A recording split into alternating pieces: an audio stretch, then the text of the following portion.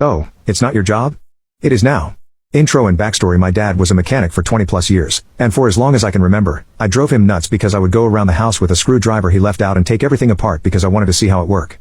As I grew older, I developed an affinity towards computers and electronics, which led me to be that kid in high school who changed his grades, crashed the school district servers, and used the NetSend command with great success. I would spend my weekends either with my grandparents and uncle working on science projects or dragging my dad outside to help me fix my car, which consisted of him telling me that he would help once I got it taken apart. Those figure-it-out lessons were probably the greatest gift he could have given me growing up. I joined the U.S. Army in March of 2004 and went into communications, or CMO for short, 25U, where I managed to go from private, E1, when I joined to sergeant, E5, by the time I returned from my deployment at the beginning of 2007.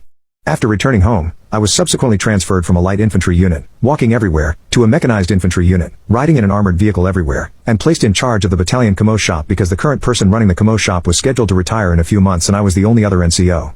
This is where things got interesting and my CMO vs Mechanics Pro revenge story starts. CMO vs Mechanics, as anyone else that was in the U.S. Army can attest to, every Monday was motor pool maintenance, which essentially means, go make sure all the tanks, Bradley fighting vehicles, BFV, or anything else with a motor works the way it should. This included testing all the radios and communication equipment as well. If it didn't work, we filled out the maintenance forms with the correct shop and have them fix it. All the issues would later be consolidated into a report that the leadership team would review. If a vehicle was on that report, the leadership team wanted to know why it wasn't fixed. I ran my shop using the same approach my dad taught me, which was figure it out and don't come to me with a problem unless you have a solution. One Monday morning shortly after taking charge of the CMO shop, one of my soldiers came to me with a problem he couldn't figure out and asked if I could come help him. I agreed and followed him over to the BFV that was giving him problems. After a few hours of troubleshooting, we finally traced the problem to the BFV's slip ring. We double and triple checked that indeed was the problem because 1, slip rings in general have a low failure rate, and 2, it wasn't something we could fix on our own.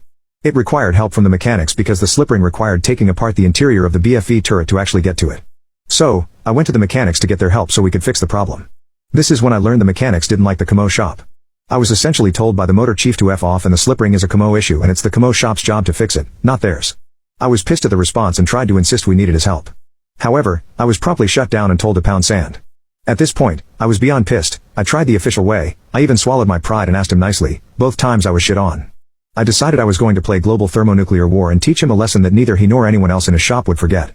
So, I went to my guys and told them I would be back in about an hour or two because I needed to run home and grab some stuff. When I got home, I went directly for the garage and started packing all the wrenches, impacts, and sockets that I could fit into my portable toolbox. I also loaded up the portable air compressor and any extension cords I could find and made my way back to the motor pool. Once I got back to the motor pool, I had my guys locate every extension cord they could find around the office because I could only find one in my garage and help me run power out to the BFV that we were going to have to fix ourselves.